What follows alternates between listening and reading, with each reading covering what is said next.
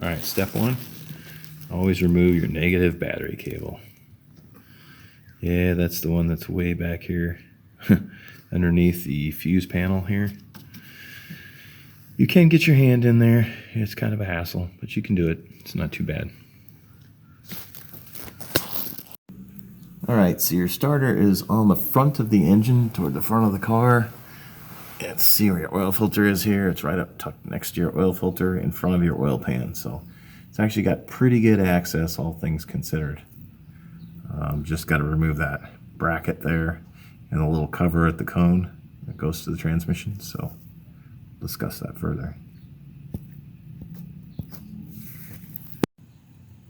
Okay, so you want to remove these 3 bolts that hold the support bracket from the transmission to the oil pan.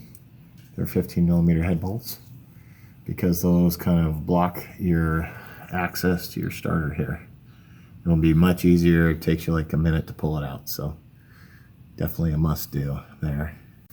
Okay, so now you'll need to take this bolt, it's 10mm, off, and we'll take that cover off that goes around it, kind of blocks your access to your starter bolt here and here.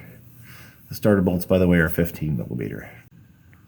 All right, so now you need to remove this bolt and that bolt, and then you'll need to push the starter back toward the oil filter here, and you'll need to go toward the front of the vehicle this direction because there is a hose right here that will interfere.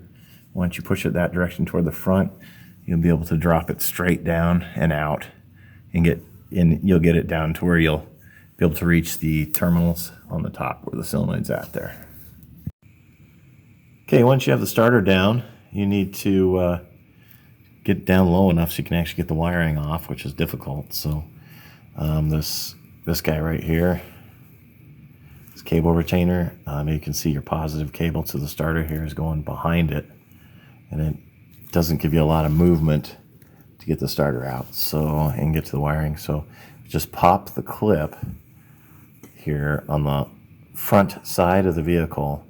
That will release this harness right here. I'm pointing with my finger, and allow you to drop it down probably another 6 inches or so and make it easier to get to. All right, so this is what it looks like when it's been popped loose. So now I should be able to move this down considerably further. I wish I had better lighting here. Can't really do the lighting and show you what's going on, but this gives us a little bit more movement. So now I can actually get to this wiring, which I couldn't earlier.